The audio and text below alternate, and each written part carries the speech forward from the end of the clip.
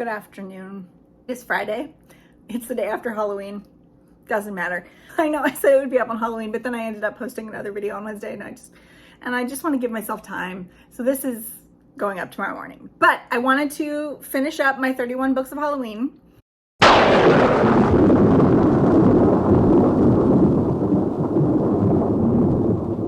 I'm repping Frankenstein because I'm going to be talking about Frankenstein in this. That's what this is about. It's as good as I could do on short notice.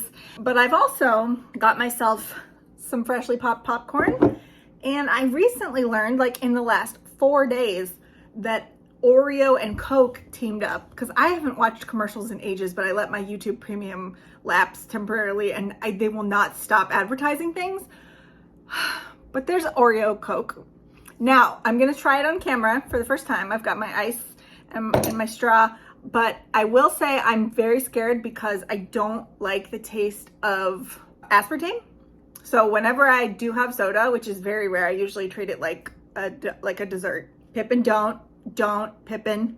I don't like the taste of aspartame, but I really wanted to try Oreo Coke, and I had to drive around to 4 different places to find this. This is not sponsored, although I wouldn't mind some of that Coke money. But let's try this real quick, and I'll drink this throughout the video just because I want to. Woo!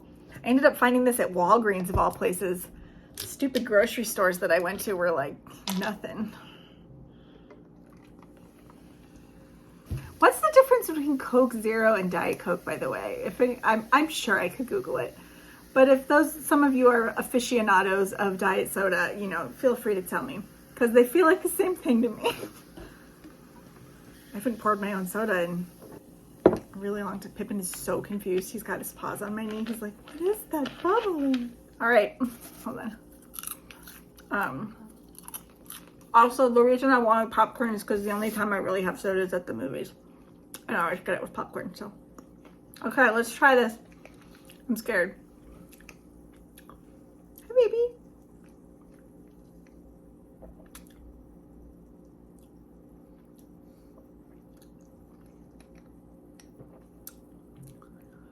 I don't taste the Oreo. I do taste the aspartame.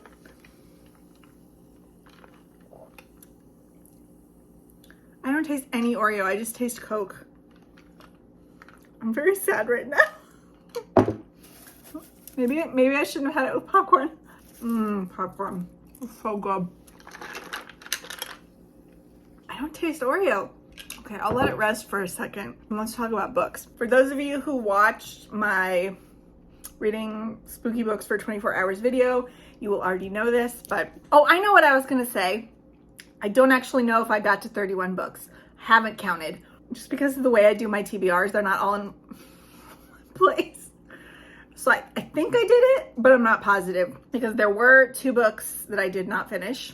But then I read extra books, so I think I'm okay, but we'll see. The first thing, I did DNF The Impusium by Olga Tokarczuk, which is very sad. I probably could have pushed through this. If I hadn't done it in a 24-hour reading vlog, I probably would have pushed through. I still think I wouldn't have given it a good rating, like 2 or 3 stars. In the context of a 24-hour reading challenge, I did not want to be reading this anymore. I was cranky, I was tired, I wanted something fun and good. There's tons of literary fiction that I would have been in the mood for. I just didn't like this. I know I talked briefly about it the last time. Basically, this is a book about misogyny and tuberculosis right before World War I. And it is totally lit fic. Barely any plot. People are symbols rather than characters, that kind of stuff. I'm very disappointed in it after reading Driver Play Over the Bones of the Dead. So DNF, not rating, but it would have been pretty low if I would have finished. On the floor. Let me try this again.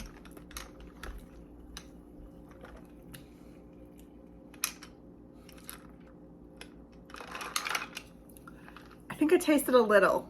The other problem here is that when I bought that, I bought a package of gluten-free Oreos to go with it. And that was like 3 days ago, and they're already gone. So I think I just have that Oreo in my taste buds. Although the aftertaste of aspartame is not that bad in this. Maybe I just haven't had diet soda in a really long time. But regular soda is so much better. So, okay, let's talk about the books I didn't finish. Oh, there were 3 I didn't finish. I knew this wasn't happening, Battle Royale. I'm still at page 70, which is where I was on October 1st. It's not happening this month anyway. I'm going to try and finish it by the end of the year, but I didn't finish this one. I don't know where the cover is, but I didn't finish Rouge. Although I did make 20 pages of progress in my 24-hour reading vlog. Yeah, I just need to be in the right headspace for this. And then the last one I didn't finish, which I'm really upset about, so I think I want to try and finish it this month, is American Elsewhere, because I was liking it. But look at this. And if you think that there is a correlation between the books that I finished and the books that I didn't, you would be right. So that's that. Popcorn. Those books are gone. They're dead to us. Sorry. I know people don't like mouth sounds. I like mouth sounds. I like noises. Let's talk about the rest of my books and then wrap up the spooky season. I can't believe it's November. That is absolutely insane to me. Like, don't get old, guys. I'm solidly in middle age now. It's awful. Oreo? I still can't really taste it. Book 24. Charlotte Isles is not a detective. I also read this in my 24-hour reading challenge, and I gave it 4 stars. So this is a book about Charlotte, who was a famous child detective. And this book is like, what if famous child detectives were real, and what if we skipped their adolescence and then found them as adults? What would they be like? What would that experience of seeing those kinds of things and getting that kind of notoriety at a very young age do to you? She stopped being a detective, I think, at age 14 or 15, and decided that she wanted to do something else. She wanted to grow up. She wanted to not be Lottie Isles anymore. So where we found her is that she's just sort of in a rut. And she's also very resentful of her past self, even though contradictorily, it's what she's best at, but she's having a crisis. So that's what the whole book is about. I've seen some reviews saying that they got sick of that. I mean, if that doesn't sound interesting to you, don't read the book, because that's the whole thing. Is her getting her confidence back, and it's sort of like a meta coming of age. Like, what if Harriet the Spy or Nancy Drew? Well, Nancy Drew wasn't a child detective. She was a teenage detective. And really, teenagers back then were like adults. So it was really like she was just a young adult detective. Anyway, a true child detective, though. And it was fun. I really liked the mystery. I really liked the friendship in here. For a mystery book series, the writing was pretty competent. I enjoyed myself. I read it really quickly, obviously, in a less than 24-hour period, even when I was sleepy. So 4 stars, recommend this one. That one goes there. Interview with the Vampire. I did finish this one because I was already like that far in. So it really wasn't that hard to finish it. But I will say I'm stopping this. I'm not reading any further. I don't think that Anne Rice is for me. I think there's a reason beyond the freakiness and the existentialism and the whatever, the essential qualities of this that made me really hate it as a teenager, like 16. How old was I? 16, 17? I don't know. I think that I also just don't like her writing style. And I think even back then I didn't like it. It's very I don't even know how to describe it. It's not bleak, dramatic, not storyteller-ish, even though it's about a person telling us a story. I don't know, maybe I just don't like the characters. I don't know, for whatever reason, I'm just not into this. I did bump up my rating from 2 stars to 3. So there's that. I'm so done. But I'm not doing it. I do want to watch the movie again. I saw it on cable a really long time ago, way before I would have been able to appreciate it. So I do want to watch the movie. And now I can, because the only thing I remember from that movie, the scene where they first meet, Louis and Lestat, and then also the scene where Louis and Claudia, which is Kirsten Dunst, are in a room together. I don't know. That's all I remember.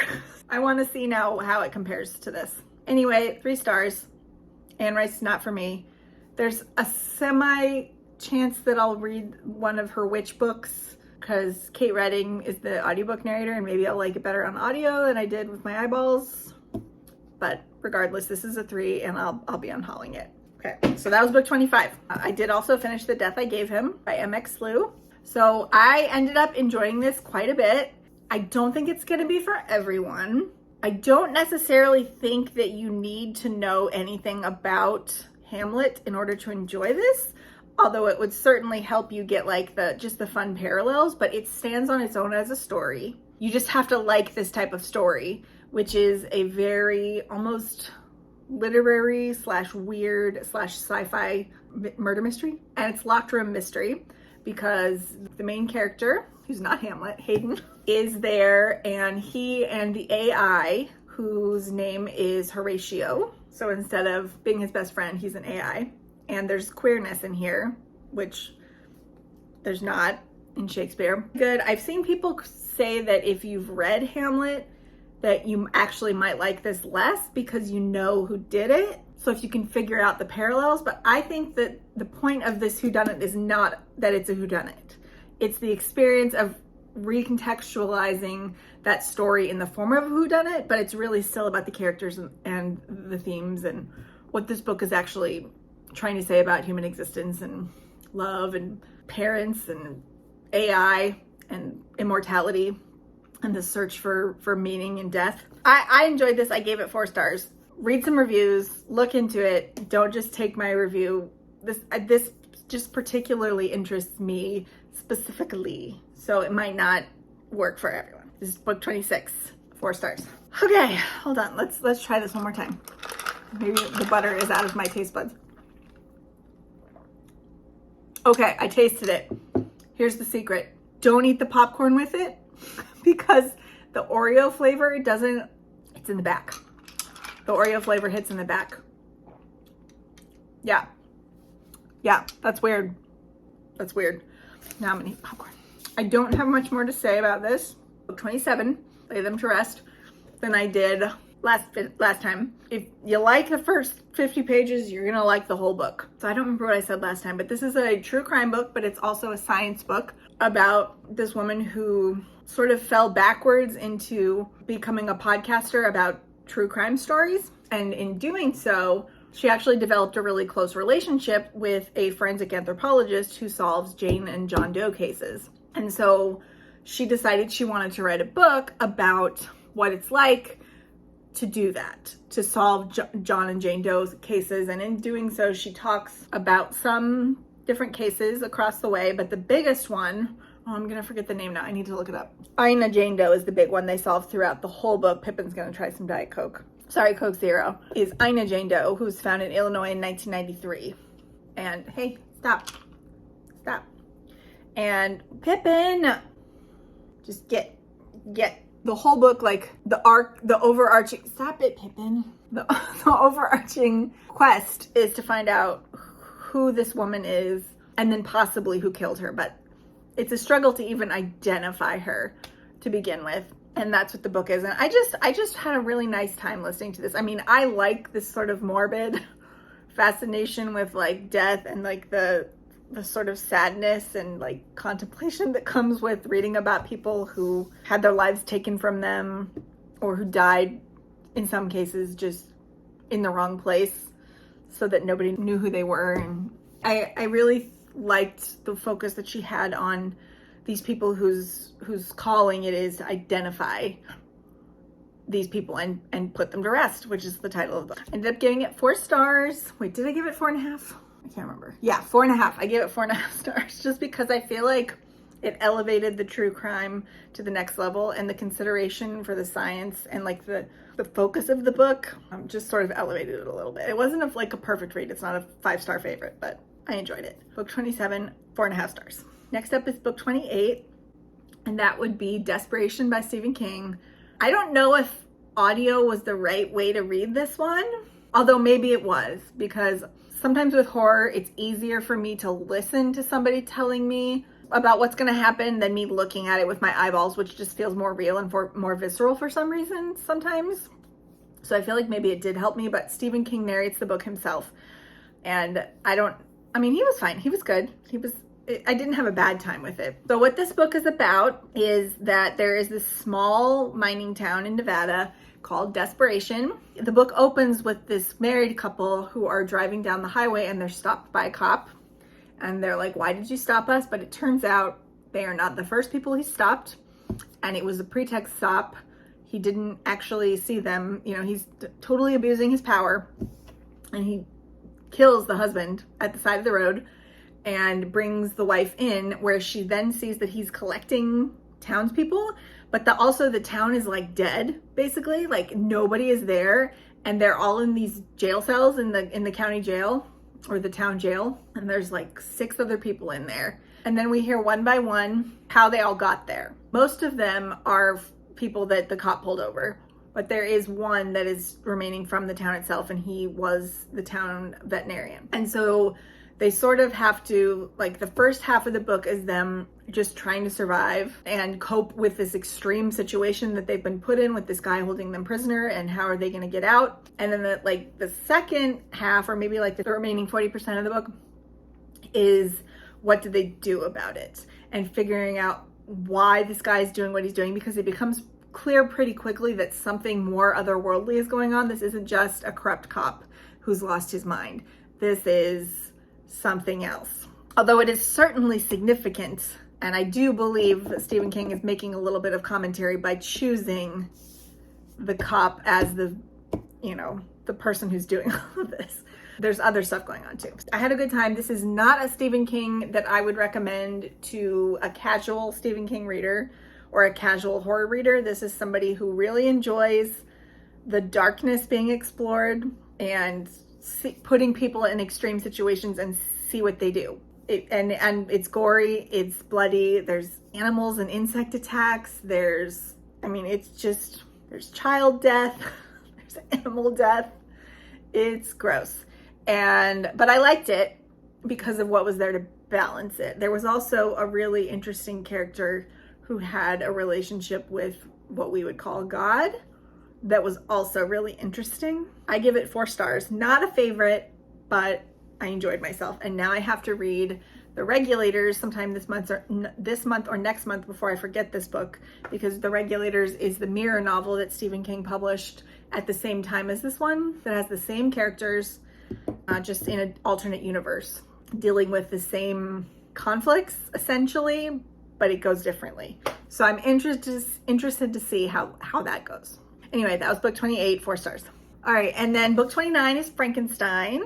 As you can see, I enjoyed myself. So Frankenstein is a book that I think I was hoping this time around, because so many of my friends seem to love it and give it 5 stars, that I would also love it this time and give it 5 stars, but it's still just a 4-star read for me. And I know that the point of the book is that we're supposed to examine Victor as this like very selfish, very self-centered, woe is me kind of guy, and the fact that he still ends the book not understanding what his true mistake was is like the ultimate tragedy, hubris. And the way that this has to say things about human connection and familiar relationships is really lovely. And I enjoy people reading other people's writing about it more, and other people talking about it more than I enjoy reading it. Just the experience of being in Victor's head just brings it down for me. I don't know why. I know you're not supposed to like him and you're not supposed to agree with what he's doing, but he just is a real bummer. And I just don't like him at all. So 4 stars for Frankenstein. I did do the Dan Stevens audio narration, and I think he did a pretty great job, considering that his main thing was to really bring out the whininess and the dramatics and the melodramatics of Victor's character. And he really puts that in there. So yeah, 4 stars. Wait, I'm hungry anymore. Popcorn. Can't taste the Oreo when I eat the popcorn.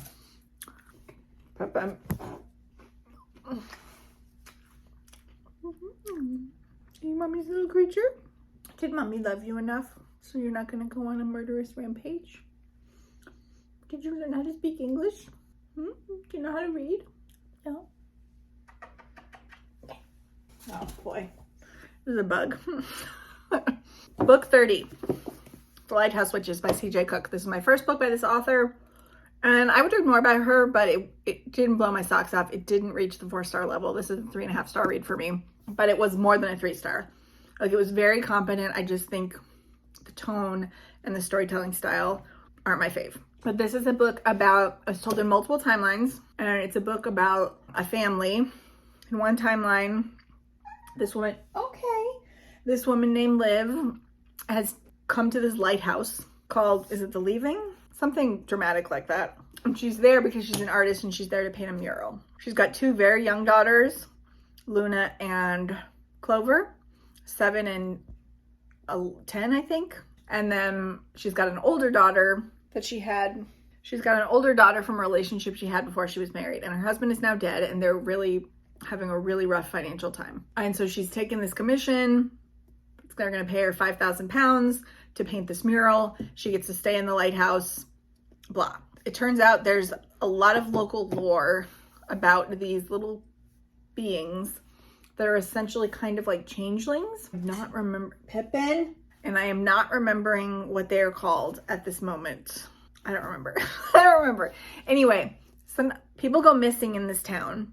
It turns out there's a history of that. And then years, sometimes decades later, they come back, but they haven't aged. And the townspeople, hey, don't you even. So then while they're there, 2 of the younger, stop it, stop. The mom and the older sister and the youngest sister go missing. And Pippin, he knows now that he's not supposed to, so he's gonna go after them. You stop. It's because I'm not paying attention to him, I'm talking to you. No, I know. You can't, no. Anyway, then the second timeline is 2021. And Luna, it turns out, was the surviving sister. Pippin, stop. Luna was the surviving sister and she's now pregnant after many miscarriages. She and her partner are finally having a baby and it looks like he's actually going to be born. And Pippin, I'm gonna put him in the bathroom. When he gets in goblin mode like that, you just gotta put him in the bathroom for a little bit. So as I was saying, and then during all this, Clover, the 7-year-old, comes back, but she is still 7 years old. And so Luna has to sort of not only help her, but also sort of figure out what's going on with this place. And is it Luna really? I mean, is it Clover really? Or is it some doppelganger that has been returned to her? And yeah, and then there's also sections from this grimoire from the owners of the light. Oh, Pippin's crying in the bathroom.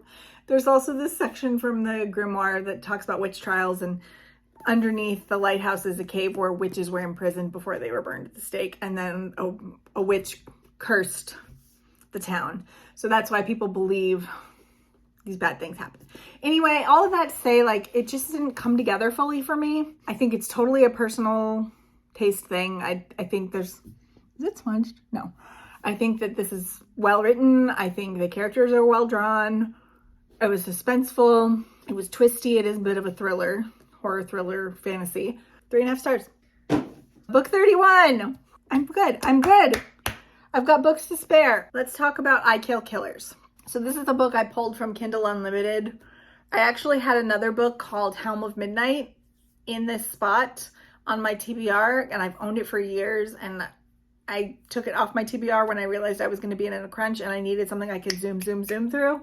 This Kindle Unlimited thriller is what I ended up going with because of the color scheme. It's black and red, and Helm of Midnight was like 500 pages. So I was like, no, I'm not doing that.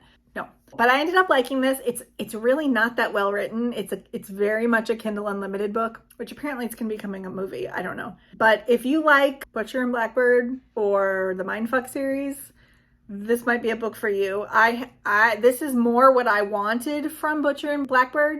If you too read Butcher and Blackbird and wanted more serial killer stuff and less romance, this also might be for you. So what this book is about is a piano prodigy. Actually, she's got some condition that makes her a savant about one thing, and it's piano. And so she's world famous. She's very rich, but she doesn't love it. She also has this condition, they don't really explain it, where she's not a sociopath, but she has a really hard time feeling emotions. What is it? Oh, it's in the book. I'm like looking at the reviews, it's in the book, which it's too far away. Anyway, like there's some sort of a savant syndrome, and then there's another syndrome, I'll put it here, where she can't feel human emotions. She has a really hard time connecting to that part of herself. She is not autistic. What she really gets pleasure out of is being a serial killer. And she, of course, like the Mindfuck series and Butcher and Blackbird only kills killers. That is her sole joy in life, and she is very good at it. And I was very satisfied by the way that she made plans and she took these guys out, and it's gruesome. It is gruesome. Like, this is like horror level gore kind of. So don't go in expecting something la-di-da. She goes to town on these guys. The book kicks off really though, because she's been doing this for years, when after she sort of has to improvise one night on a mission because he refuses to come inside the restaurant where they're meeting for their date, and he ends up driving her into the woods where she has to sort of do her thing on the fly. The FBI is called in, and there's somebody there who becomes very interested in specifically what is going on with this dead body, and he sort of becomes on her case. It becomes like a cat and mouse thing. So there's 3 books in this series. I definitely want to keep going. I had a really fun time. Like I said, that the perspectives from the FBI agent were much better for me because they were not written in first person present tense, like the perspectives from the killer. What's her name? Leah. Leah is her name. I enjoyed it and I had a good time.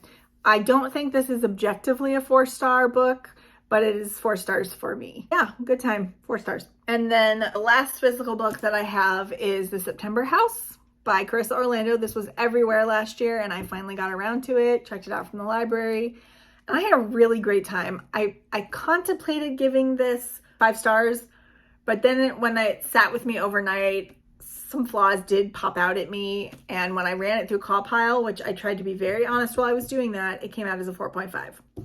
So 8.71 out of 10 exactly. So I'm gonna keep it at a 4.5, because I don't think that it quite deserves the 5 stars. But this is an author that I want to keep an eye on. So what this book is about, if you haven't seen it around, is a woman and her husband buy this house. They've never been homeowners before. They are very excited. They managed to get this killer deal on this old Victorian craftsman house, and it's got beautiful, gorgeous land surrounding it, and they are so pumped to just make it into their home. Especially the main character, whose name is Margaret. And her husband's name is Hal, and they have a daughter named Catherine. Now, there was some family drama that's hinted at, where Catherine went to live with her aunt for a year, and now she doesn't really come visit them, and she doesn't get along with her father, apparently. But saying that, I forgot the most important part, which is ghosts. The house is haunted, which is why they got it for such a steal, because many people have died in the house. There's ghosts and they make themselves known to you, and it really goes hog wild in September, which is why it's called The September House. As September goes on, things get more and more out of control. The walls start to bleed. The ghosts scream all night long. The other ghosts, which are normally she has handled throughout the rest of the year, start behaving erratically. But she's determined. She's determined to stay in this house, which is her home. And she just thinks if she can follow the rules, figure out what those rules are, and then follow them, she can handle this. It turns out her husband couldn't, because he left and he didn't want to deal with it anymore. It's hinted that there was a really bad September. They've been here for 4 years. This is her 4th September, and the 3rd one was terrible. It's hinted that he left, okay? This is just the very beginning, okay? And then one day her daughter calls her up and is like, "Where's Dad?" And then finally she gets it out of her, "Oh, he left." But she's like, "But he's not returning my calls. Why isn't he returning my calls? If you guys are splitting up, why isn't he calling me back? Something is wrong. Have you filed it?" So she comes out and she files a missing persons report with the police and starts a search. And this, of course, riles everything up, including Margaret's carefully controlled plan for surviving September. She has this one ghost who was murdered. She was a servant in the house, and now she's stuck there. She's stuck in the servant mentality. Even if maybe she doesn't want to be, she's constantly compelled to serve the owner of the house. But they have like a cute little relationship, I thought. And then there's all these little creepy children that she calls the pranksters, and she knows how to deal with each of them one by one. And then there's this creepy presence in the basement she doesn't talk about. And then there's 2 other ghosts who are upstairs. And anyway, she's got the whole thing settled out, and then her daughter comes in and everything goes to hell. And it becomes clear over the course of the novel that she is a bit of an unreliable narrator, and that this book has a very distinct point to make about the kinds of situations we find ourselves staying in when possibly we shouldn't. So yeah, I had a really good time with this. The prose was fine. I enjoyed it. It did get a bit repetitive, but I feel like that was very much on purpose. More what is docking a half star for me was the conclusion, like the climax. It felt like too much, and it also didn't feel thematically, part of it felt thematically appropriate, and then part of it didn't. Like, part of me feels there was something else that the author could have done to make it more poignant and to really hit home emotionally what was going on. But I enjoyed it, and I would highly recommend this. I would call this, well, maybe it's not light horror. It's cozier, it's lighter, just because it's, like, especially in the first half of the book, it's funny when the way she deals with these ghosts, like the stuff she's willing to put up with them, and how like determined she is and how smart she is at like navigating this situation and living with these ghosts, which are, some of them are real dirty. It's funny. So it does have a sense of humor. I'm really curious to see what Carissa Orlando does next. 4.5 stars. The last book is The Stranger Beside Me by Ann Rule. So this is my first Ann Rule book. I might consider reading more from her. I don't know. The book about the Green River Killer looks sort of interesting, and the one about the I-5 killer, maybe. But also, I'm not sure. This book, I feel like, is an outlier because she knew. Like, for those of you who don't know, Ann Rule was friends with Ted Bundy. So this is a book about Ted Bundy. She was in a very unique position because before they had even identified him as a suspect, she had a contract to write either a long form article or a book about these murders that were happening in Seattle, because she was a true crime writer for articles. Basically, she wrote for magazines. And she had ins at the police department because she used to be a policewoman. Was it in the 50s, 60s? I don't know. But she used to be a policewoman, and now she's not anymore. She has ins. So she writes crime. She writes about crime. So she already has this when these killings start. And she talked with it about, they worked at a crisis call center for like a suicide hotline prevention place for 4 years together. And they became friends. And she sort of looked upon him as a little brother because her little brother had killed himself, and which is why she was working at the hotline. And she sort of like felt about him like they were about the same age, like she did about her missing brother. You know, she placed those feelings on Ted.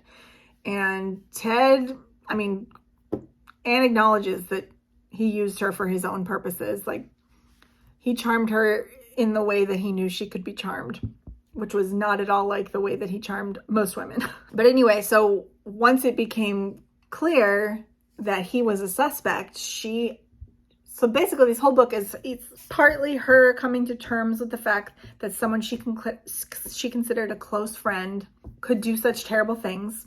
And then the other part of it is detailing his life and then the murders as they go and the investigation as much as she knew about it. And a lot of it is her recreating the timeline because she wasn't privy to a lot of the information when it was first happening, because it was an ongoing police investigation. She was a little bit of a frustrating narrator because she bought into the Ted Bundy is a genius line, probably because she had such fond feelings for him. And he comes off very intelligent. He had a 124 IQ, which is above average, but nowhere near genius. So she just buys into that a lot, and she lets him charm her a lot. And she's got this, and she's got it in her head that because they were friends, she has to stay loyal to him, and she has a duty to portray the whole man, which is, I don't think that she did have that. I don't know. I don't think she was far enough away from it to be able to truly do that. Like, because I can see the appeal of getting into the mind of a killer like that and really questioning your own biases and all of that kind of thing. And like what compelled him to do this? Like, it's so horrifying. He had such promise. I'll get to that in a second. It's genuinely baffling to some people why somebody would do something like this. So I get that part of it, but then maybe she just wasn't good enough of a writer to portray her anguish over what happened to these women. but the focus is more often on Ted and what he's going through. Wow, wow, wow, wow, little sad violin. Than what the women went through. Maybe because she didn't want to speculate. I don't know. But it was a very like uneven read for me because I just so very recently read, and I'm glad I did, Bright Young Women by Jessica Knoll. And that book is about the Ted Bundy victims. He's never named in that book, but it's about what happened in Tallahassee. And she changes names and takes bits and pieces of the story to suit her narrative, which is a little bit different from what actually happened. It's fictionalized. It's not actually about Ted Bundy. It's just mostly the flow of the story. Anyway, but the main takeaway of that book is that he wasn't this genius guy. He was just an average Joe who hated women and had so much anger in him that he had to take it out on women. Like, they don't go into his motives at all in that book. It's not important. What's important is that all of these women lost their lives. I mean, we see a lot of it in this book, her talking about all these women who fell in love with him and who like fell under his charming spell, and how he would write to people and charm them and make it seem like they were the only ones that he had this relationship with. And what he ends up, it's clear that he is just a very keen manipulator. But even that stuff falls apart after a while because he got caught, and Anne Rule actually makes the case in this book that he wanted to get caught by the end, that he was sort of semi-suicidal, that he purposefully went to a state that had the strongest death penalty laws and was the most likely, and he was behaving very erratically towards the end. Like, the crimes get more erratic as they go on and more violent, and the body count higher. So that part of it was interesting, but I don't know. I just feel sort of torn about this. Like, it was a very interesting listening experience, but it was also frustrating because obviously I have 35 years of history because the last update to this book was in 1989. So it was published in 1980, and then she wrote an updated version with an updated afterword in 1986 when his appeals were still ongoing to get a deferment for the death penalty. And then finally, the last update in 1989 when he was finally executed. So we get that, but then she stops and she doesn't revisit it again. Since then, like, we know a lot more about serial killers. We know, like, sort of not why they do the things they do, but a lot more about their habits and that kind of thing. I don't know. I'm torn. It was interesting, and I think she does a good job showing us her conflicted feelings and her conflicted loyalties and how difficult it was for her to actually know somebody like that. And she does talk about how the process of writing the book really solidified for her what a bad, terrible, evil person he was, because it made her sit with these women that she was writing about. Like, she saw pictures of them, she wrote about their lives, and she just felt each one of them. So that was interesting too. But I just think that she should have given up on him a lot sooner, and she never really did. I think the last time they communicated was in 86. I don't know. I'm torn. I don't know what I'm going to rate it, but it was interesting. And the audiobook, the newest audiobook version, was a pretty good listen. I'm really glad that I read Bright Young Women before I read this, though, because I feel like I would have given Anne Rule a lot more credibility in some of the stuff that she was saying about him being brilliant and a law student and all this other stuff. I would have given that a lot more credibility had I not read Bright Young Women. She was too close to him.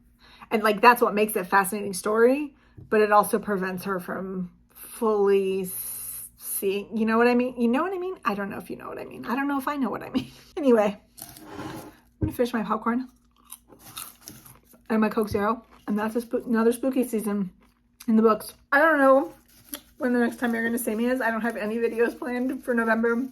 It doesn't mean I'm not doing videos. It just means I don't have any planned. Like, I had September and October planned. Although I do have one that I really want to do. Maybe next weekend. And my unboxing video is coming up. My baby unboxing. I'm not unboxing a baby. It's just a little one. It's just a little unboxing. Sorry, I'm eating on camera. Thank you so much for watching. If you've watched all 4 of these videos, extra big thank you. And if you've made it to the end of this video, please don't forget to give me a like and subscribe if you want to. It really helps me out. I'm still trying to get to my 1,000 followers so I can monetize these little bitches. Was there a lot of work?